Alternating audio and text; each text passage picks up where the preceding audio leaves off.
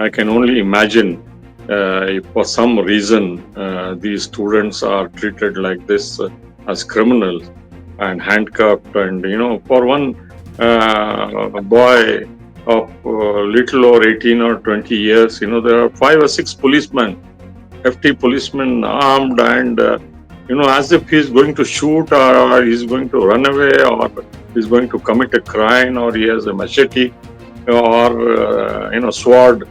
They are treating him with such as a great danger. I mean, it raises eyebrows about the way people who have been given legitimate visa. The embassy should have clarified its position on this issue. Like on other cases, many students have approached the embassy and consulate. This shows the utter carelessness of the government. They don't care for how the Indian citizens are treated. Any Indians treated like this is an insult to the flag and to the country at large. Is he protecting the Indian citizens or blindly accepting American laws against Indians? Supposing if Jai Shankar's son, who is in America, if for some reason, shoplifting or traffic violation, if he is handcuffed and treated like this, will he remain keep quiet? Will he keep quiet, or he will raise his voice? And if the press comes to know that his son is involved in this kind of a thing, how will he react? So in the same manner, he should realize that every Indian... I'm sorry for being so over emotional today, because I'm just not a mother. I'm just not a journalist who raises these issues. But sometimes I think you've just got to speak up for issues like this. As a human being, you are shaken by this kind of situation. Nobody should undergo this kind of a humiliating situation. Imagine what impact it will have on their mothers, their brothers, sisters, and lakhs of Indians who have gone there with huge dreams. Brightest boys and girls from India go every year, stand in long queues for the visa, prepare for months in advance. The process of getting admission is not so easy. It is long, painful process. A lot of money is involved, lot of anxiety, tension, stress is there. And in spite of all these things, and if they were to be treated and to live in fear after going there, after having achieved good results in the studies, in the performance, and now they have to live in fear.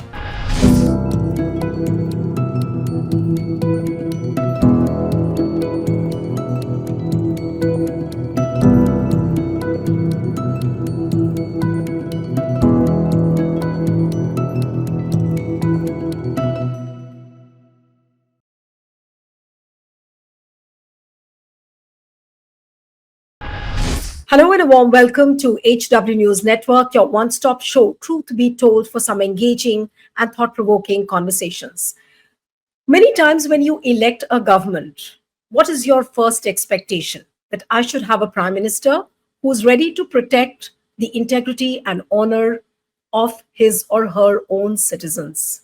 Is Prime Minister Modi doing that? That's my question tonight.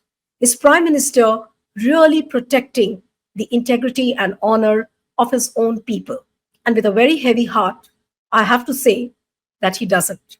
And now I'm going to quote the incidents after I saw those pictures.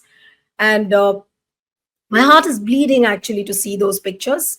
And I will show you those pictures which I'm talking about. There's a video of an Indian student being handcuffed and pinned to the ground by the authorities at the Newark airport in New Jersey. And before he was deported, and those videos have gone viral, and they have triggered an outrage on the social media. And if you look at this picture was possible only because of one person whose name is Kunal Jain, and he's a resident of Jaipur. He was the one who first tweeted that I witnessed a young Indian student being deported from Newark airport last night, handcuffed, crying, treated like a criminal. He came chasing dreams, not causing harm. As an NRI, I felt helpless and heartbroken. This is a human tragedy.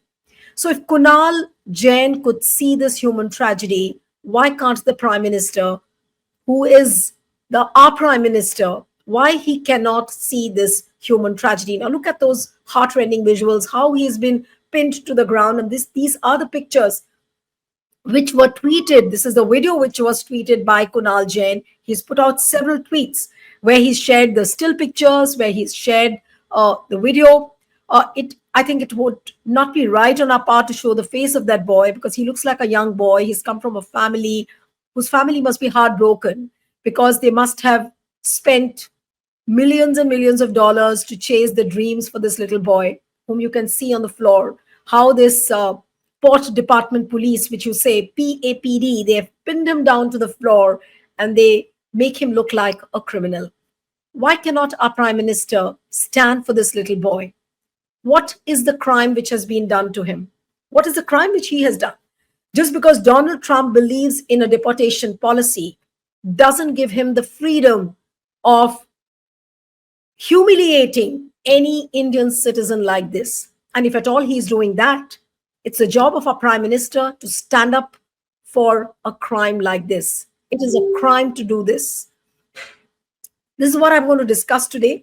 And but before I get into my discussion with the guest, I would also want to highlight a tweet which has come from a US Embassy India, and it will show the approach of how America feels about issues like this. Now look at this tweet.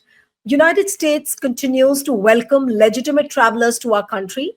However, there is no right to visit the United States. We cannot and will not tolerate illegal entry, abuse of visas, or the violation of US laws, which is perfectly justified. Don't allow illegal entry, but at least the ones who are there, treat them as human beings. Why cannot this question be asked by a prime minister? Why can't this question be asked by a foreign minister? Why are we shouting and wailing through these small windows on the digital platforms and these voices make no difference?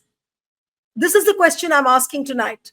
And joining me this evening is Professor Aftab Kemal Pasha, who's an international affairs expert. He's been a diplomat. Dr. Pasha, thank you so much for joining. It's really heart-wrenching to see these visuals, really pathetic, because I, as a parent, and my children are young, and I feel that if I have to send my kids to America to study, I will have to spend so much of money. And if this is the treatment which is being meted out, and my prime minister cannot say even a single word, then he has no business to continue on this post. Yes, indeed, it is very heartrending scene. You know, I've been teaching in the university as a professor of international relations for several decades, and I have recommended many of my students and others to go and study in the United States. I can only imagine if for some reason these students are treated like this as criminals and handcuffed, and for one boy of little over 18 or 20 years, there are 5 or 6 policemen, FT policemen armed, and as if he's going to shoot, or he's going to run away, or he's going to commit a crime, or he has a machete, or sword. They are treating him with such as a great danger. I mean, it raises eyebrows about the way people who have been given legitimate visa. It is not that I mean, for all accounts, he must have entered with a proper visa. And if they are treated like this, and the person who recorded this video also mentions that there are at least 3 to 4 cases at the Newark airport every day like this. I think it's just not 3, 4. He's mentioned that in the last few weeks there have been many cases like this, and I'm surprised, Dr. Pasha, that this an NRI knows about it, but the Indian government doesn't. Who claims that they've been speaking with the foreign minister over there? They are speaking with the Commerce Secretary. They are speaking with Donald Trump themselves. Jaishankar also went to America. Modi met Donald Trump. What happened during those meetings? Not even once Prime Minister could open his mouth on this kind of a human tragedy which is unfolding and has been unfolding for weeks. Yeah, this deafening silence from our top decision makers, I think, is very disturbing. Mr. Jain, who recorded the shameful incident at the New York airport, He claimed in that video that he intimated the Indian embassy. At least the embassy should have clarified its position on this issue. Like on other cases, many students have approached the embassy and consulate. This shows the utter callousness of the government. They don't care for how the Indian citizens are treated. Any Indians treated like this is an insult to the flag and to the Look at this. country at Dr. large. Pasha, I'm sorry to interrupt you. Sorry to interrupt you. I want to hold the viewers on to this visual. Look at this. The manner in which they are made to sit, it's clearly a visual which is of the airport. They are sitting at the airport lounge like criminals. They have been barricaded. You can see that little strip beyond which they are not supposed to travel. And obviously, the policemen are there. The Port Authority police, that is the PAPD, and he's been pinned to the floor. I just don't understand the logic. Was he trying to flee, this boy? What does it look like, Dr. Pasha? Was this boy trying to flee from the airport, and which is why they pinned him to the floor? I just want to understand that logic. Maybe I've not been able to understand. I've been to this airport and several other US airports many times over the last couple of years. In case if the police suspect he is likely to harm, you see, there are exit points where well armed guards are stationed there and throughout the airport. Just one policeman is sufficient. I don't think he is armed or he shot in the air or in self defense. There is no such case which can be made out. But it goes to show how these well armed, well built New York police treat. In some instances, I have seen these police people stepping on the hands of these handcuffs if they feel like, and also on the body and legs. Such huge personnel on such young people. It traumatizes them and leave them completely shaken for the rest of their life. Which is a very bad thing, not only for the New York police, for the United States, and much more for the Indian government and the embassy, which has shown complete ignorance or, not at all cared for this Nikhil Jain's video, which alerted them on this issue, and which he claims there are many such incidents over the last couple of days. You see, And New York or other airports are not the only scene. I've got reports from other airports also. yeah, Even they are entering a student's hostel and they are handcuffing in the hostels, in the dormitories, in the rented apartments where they are staying. They have not shown, they don't have any firearms, they don't have any weapons which might cause harm to these police people who come to right. arrest them without warrants, etc. Well, So this is utterly shameful. absolutely, absolutely. And there is no doubt about it. But Professor Pasha, just hold your thoughts for a moment because I want to take the viewers back to uh, the month of February 2025. And I want to take the viewers back to those scenes, if you remember, of the handcuffed Indians who were returning back from America. And at that point of time, the budget session of the parliament was on. And what did Jay Shankar say when he was on the back foot? He was cornered big time. And even the Godi media or the mainstream channels were forced to show those visuals. And what did Jay Shankar say at that point of time? I'm going to read that out for the viewers because it is very important for us and the entire country to know what foreign minister said at that point of time. He said that the deportation process was not a new one and had been an ongoing process for several years. And then he rejected the opposition's charges that, they were handcuffed. And then what he says in his explanation is more shocking. He says the deportations by the US are organized and executed by the Immigration and Customs Department, that is ICE authorities, and the standard operating procedure for deportations by aircraft used by ICE, that is effective from 2012, provides for the use of restraints. Now, Dr. Pasha, I want to understand from you that what is the meaning of restraint? Because Jaishankar further went on to say that, however, we have been informed by ICE that women and children are not restrained. Further needs The further needs of deputies during transit related to food and other necessities, including possible medical emergencies, are attended to. So he said that women and children are not being restrained. I want to again show those pictures. To see these visuals and see the contrast what was claimed by our foreign minister on the floor of the house, that children and women are not restrained. Look at these pictures. I'm my blood is boiling. I'm sorry, I'm not able to control my emotions, but that's the way it is. The situation really needs an urgent attention. Not to say that there Yes, is a agenda against the prime minister, but for God's sake, the Prime Minister, why can't he open his eyes to these kind of visuals? Dr. Pasha, I want your reaction on this to what Foreign Minister claimed in February and now what we are seeing, these horrific pictures. yes. You see, the foreign minister's statement at the parliament was challenged because many newspaper and other TV channels interviewed a couple of women and children who claimed they were handcuffed during the entire more than 30 years of flight from US via Europe to India, Amritsar. And what he was saying is just buying American propaganda. He thinks that he is an American agent who will buy American propaganda and say that it is American rules and standard procedure. You know what, as foreign minister, he is doing? Is he protecting the Indian citizens or blindly accepting American laws against Indians? You know, supposing if Jai Shankar's son, who is in America, if for some reason, shoplifting or traffic violation, if he is handcuffed and treated like this, will he remain keep quiet? Will he keep quiet, or he will raise his voice?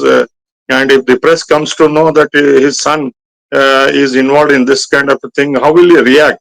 So, in the same manner, he should realize that every Indian should be respected, treated with dignity, and not with affront like this public humiliation. And there is not even a comment from the Indian embassy in America or the foreign minister or the MEA. They just try to relay the American propaganda that what you showed on the screen. There also they say that people who Dr. have Pasha, American visa have no right to visit. no, but Dr. Pasha, For some unknown reason, people don't keep track of how many days or months they are there. So unknowingly, for 1 week or 2 weeks, if they overstay, they are likely to face this kind of a thing. And at the immigration, nobody tells them that you cannot overstay. They ask all sorts of awkward questions. I've gone through. They asked me what I do when I told them I'm a professor of international law, international relations.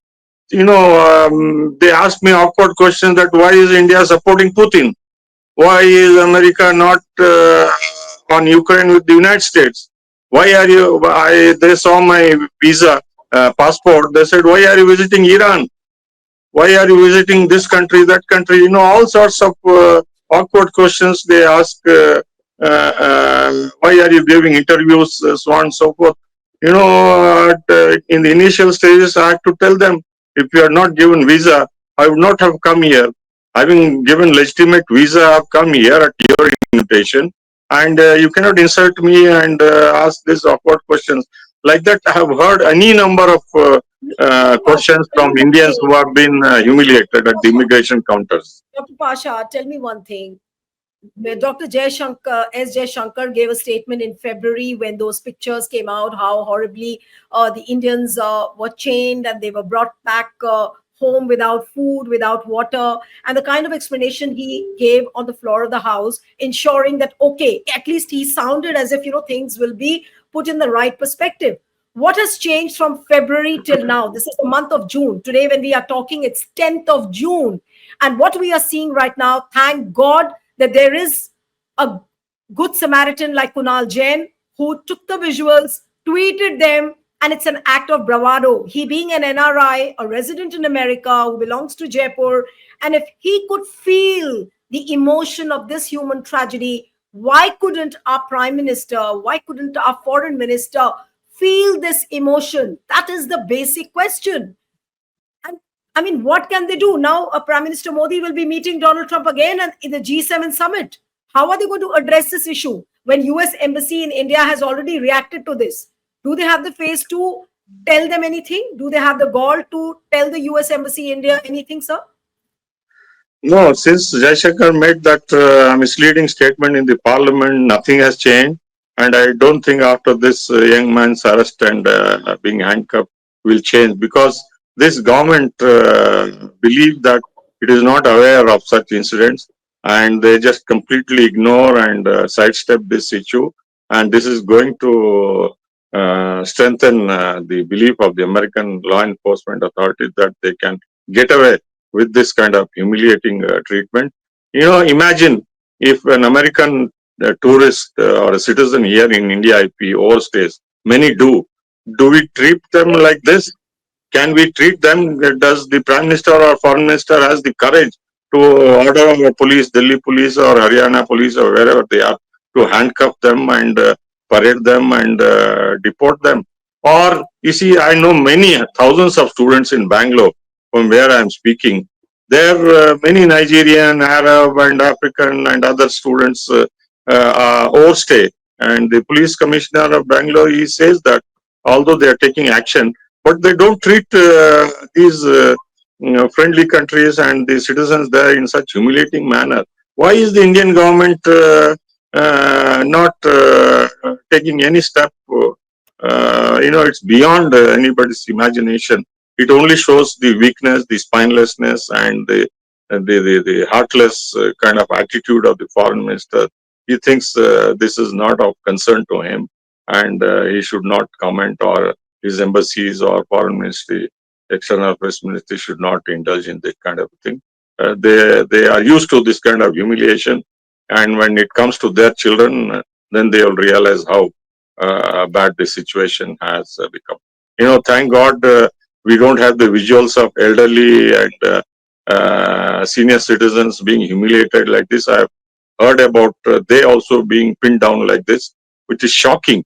They may break their arms or legs in this kind of a situation of this hefty policeman. Absolutely. And imagine what kind of trauma they go through. Many of the elderly people, no, one second, many of the elderly people go to America, you see, to visit their children who are studying or working for a short period, and they don't realize if they overstay for a week, if they are caught in this kind of a situation. Imagine what kind of impact it will have on their health and their well-being on such senior No, citizens. but sir, in entirety, if you see this issue, I mean, what would you say? This is a failure. Is it not a personal failure of the prime minister? First of all, forget the foreign policy bit. A prime minister who's not able to stand with his own people, a prime minister who's not able to stand for the honor of his own children. He's a little boy. Imagine the family from which he has come, the kind of money they have spent, and the treatment which is being meted out to this boy. Can they ever forgive Prime Minister Modi or forget S. Jaishankar? I'm not even talking about S. Jaishankar. He's a spineless foreign minister who can't stand for his own country. But what is the Prime Minister doing? Ultimately, he's our Prime Minister. We had hopes. We never thought that Prime Minister Modi is going to abandon his own children like this. You see, this is not the first and last incident where the Prime Minister is silent. Imagine so many people died in Manipur. Has he uttered a single word? When he was Chief Minister in Gujarat, has he uttered any word? He went on to say that these refugees in camps in Dargah are baby producing machines. And there are many instances where people were lynched, were killed daylight in India, whether it is Christians, Muslims, or Dalits. He has not uttered a single thing. But if one or two Hindus or ABVP people are involved, he goes out of the way to tweet and to express sorrow and so on and so forth. So this double standards is known, well known for the leaders here, and it is shameful that they look at people from different angles and different color. I think this is unpardonable. I mean, unfortunately, the opposition parties also have not been able to raise this issue either publicly or when Rajiv Rahul Gandhi goes abroad, he should speak up. You see, there are lakhs of Indian students who are living in fear, stress, anxiety. They have spent, their parents have spent lakhs of rupees. They are on the verge of completion of their PhD or advanced degrees, and they are living in fear. They are not going to classes. They are not going to libraries. They are unable to complete their studies in Harvard, Princeton, Columbia, top universities. Brightest minds from India are going there for degrees, for education, and they are living in fear. Imagine what impact it will have on their studies and how traumatized they are. It is not a handful of them, lakhs of them. Every year more than 80,000 plus Indian students go to the US, and after their completion of degrees, 1 or 2 years, they are allowed to stay and they search for job and with some experience and they save some money to repay the loans they have taken, expenses, very expensive in America to continue studies. The parents may support the tuition fee or travel, but the expenses there, even if you share accommodation and food and other things, it is very expensive and lot of difficult circumstances the students pursue their education, and on top of that if they have to face now this kind of brutal treatment, inhuman treatment, degrading treatment, you can imagine what impact it will I'm have. just wondering, Dr. Pasha, that had it been for any other prime minister, of any other country, even the smaller countries like Venezuela, they stand up for their own people. I've seen the prime minister speaking. Of smaller countries, Cyril Ramaphosa, he speaks for his own people. It's a small country when you compare it with America. India still has so many stakes, with America. India can leverage it well. Even then, the prime minister is quiet. That really shocks me. No, it is all because America takes it for granted that we are in their pocket, that Jaishankar has parked India in the White House garage, that they can get away with whatever they want. If for no reason Donald Trump takes credit more than 12 times that he has arranged the ceasefire, the Prime Minister has no guts to deny him, to challenge him, and say, no, it's none of your business to interfere in our internal affairs. Can he do that? No, he cannot do that. He cannot. He cannot speak. Neither he will allow any of his ministers to criticize Donald Trump, nor even the MPs. You remember Kangana Rawat? She tweeted, and the president of BJP had to pull her up, and she tweeted that this was deleted under the pressure of the BJP president. You can imagine how beholden or captive this government is for a variety of reasons, not just the corruption charges against Adani or the Khalistan issue or the raw agent who is held there, but also many more things which they have now, even in Canada, where he is likely to go next week for the G7 summit. It has now come to the surface that he has agreed to have a dialogue with the Canadian government on law enforcement. That Hardeep Singh Nijjar's case, which India has been denying, now it has to discuss. And Canadian police has openly branded the highest authorities in India are involved in the assassination of this Nijjar case. So it was a leverage which Canada has used against the Prime Minister. He said this was conditional, and that Prime Minister agreed to the condition that he will initiate the dialogue, and which means we have accepted our guilt, which the Canadian police has accused us. So, and we have to provide evidence now. There is no going back on this assurance for this big ticket invitation for G7, which the Prime Minister is going on 15th. So, there is a series of setbacks in foreign policy because of the incompetence of this foreign minister and how he is taking India in this downhill process. I've been articulating this for quite some time. The sooner we have a new, energetic, and visionary foreign minister, better. Otherwise, we are going down the hill very fast, and it will lead our country, which is a very big civilizational country with nuclear power and big market, such hardworking people, populous country. All of these things, these people are not leveraging our capacity, capability, and They are just treating us as a puppet giant state of America, which even Colombia, a small country than Haryana, is also challenging the United States. Big Yes. country like India is swallowing all this humiliation, not just one, two, three, four, every day.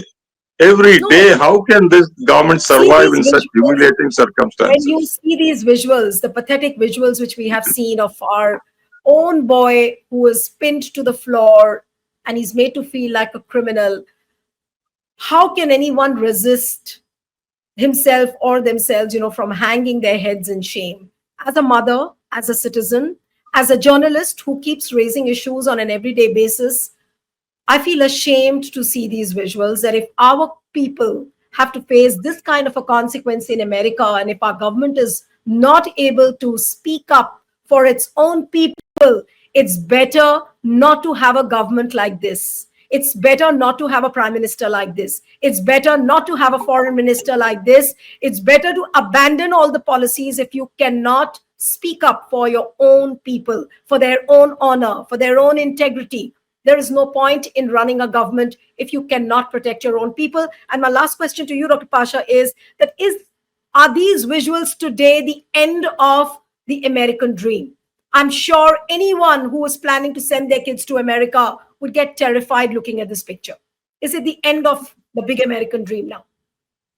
Only one word comes to your pain and agony, and that is, my conscience is shaken at this incident, and I'm sure millions of Indians also are shaken by this. No matter what violation this young kid has done, I don't think he was a criminal. If he was legitimately at the airport, he had proper documents, travel, visa, or ticket, or so on and so forth. If he had done any crime within the United States, in the streets or any place, he would have been immediately arrested. But to do this when he was leaving, this is shameful.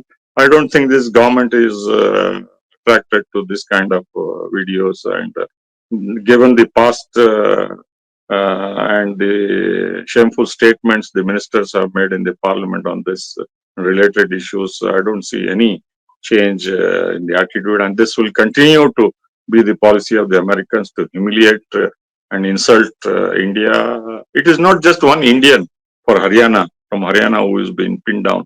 It is Absolutely. the country which is being humiliated. It is the flag, Indian flag, which is, he has the Indian passport in his hand. It is this passport which is being trampled. It is being humiliated, and it is being insulted publicly. Every Indian who goes out goes on a passport issued by the MEA, by the And then government of India. our prime minister gives those fiery speeches and says कि हमारे नसों में सिंदूर बह रहा है. He's avenged the deaths of those 26 people who died in Pahalgam. Forget about that. But why can't the prime minister speak one word on this little boy or about the kind of treatment which is meted out to so many Indians who are being deported continuously? Thank God we have people like Kunal Jain who tweeted these visuals. Otherwise, me and Dr. Pasha wouldn't have discussed this issue. And sorry for being so over emotional today because I'm just not a mother. I'm just not a journalist who raises these issues. But sometimes I think you've just got to speak up for issues like this. As a human being, you are shaken by this kind of situation. Nobody should undergo this kind of a humiliating situation. Imagine what impact it will have on their mothers, their brothers, sisters, and lakhs of Indians who have gone there with huge dreams. Brightest boys and girls from India go every year, stand in long queues for the visa, prepare for months in advance. The process of getting admission is not so easy. It is long, painful process. A lot of money is involved. A lot of anxiety, tension, stress is there. And in spite of all these things, and if they were to be treated and to live in fear after going there, after having achieved good results in the studies, in the performance, and now they have to live in fear. Even Absolutely. those who didn't take part in the anti-Israel demonstrations, even by sheer interest, if they are around, if the camera has caught their visuals, they are being deported. Their visa is being cancelled. They are being given show cause notice and just arrested. This is a reign of terror. No authoritarian government or communist government would do Absolutely. this kind of a situation with the democracy, largest, strongest democracy or largest democracy is doing, and we are tolerating silently in a very humiliating manner. This Really should be running short avoided of as soon as possible. The highest authorities should take note of this. You see, at least the embassies should be empowered. At least you go and ask them to treat humanely. You deploy all these lakhs of rupees which are sent on these diplomats. It is not difficult to immediately have people on the spot there. They have liaison with the security and police department. They should do their job. It is really unbecoming of the embassy staff, or they must have a they know this for the last 4 months. Deportation is a big issue even during campaigning. So they should have created a special cell in the MEA to deal with this alarming situation, and crisis management should have been at the top. This foreign minister is not bothered. Absolutely, and it's very clear. And it's very clear that nothing of that sort was being done from February. I read that statement of S. Shankar, which he gave in February. From February till June, nothing has been done, and here we see another case of this ill treatment of a little boy. I'm really running short of words, but I don't know how urgently the government is going to address this issue. But yes, there are certain issues for which you cannot think whether you should be speaking against the government. There are certain issues for which you cannot fear that what happens if they're going to attack us. You've got to speak for issues like this because they are your own people. And we have a government who's been pledging and swearing in the name of patriotism. We have a government which is pledging and swearing in the name of Rashtravad. What is this kind of Rashtravad which we see today? Your own people are being humiliated by Trump's administration and Trump's police, and you cannot say anything. Can This anything be government, can yeah, anything be more horrendous than this? yeah, this government has become completely blind to this such shameful incidents, from the handcuff being sent in military planes, starved and Absolutely. humiliated. And this will not be the first and last incident. Only I'm sure. channels like you can awaken the people's conscience and make them ask the government the right type of questions, whether it is on the streets or in parliament or in any forum. The government should be accountable to this kind of humiliation. If you are sending them, if you feel they don't have proper work permits or if they don't have student visa, you should stop them at the immigration. You have the right, but why send them and attract humiliation like this and bring bad name to the country and leaders and to the public at large? And so much of shame is involved, so much of humiliation is The involved. only word I'm really while I end pained. the program, while I end the program with a very heavy heart just to see those visuals, the only word which comes to your mind to describe the attitude of our government, this is an attitude of an impotent government. I wouldn't say that it's an important prime minister, but an important government will never stand for its own people. That's the only thing I can end off with the program. Thank you so much, Dr. Pasha. Thank you very much. And sorry for being a little over emotional today, but I think we had to speak up for this issue. Thank you. Thank you, sir. Thank you Yes, so of much. course.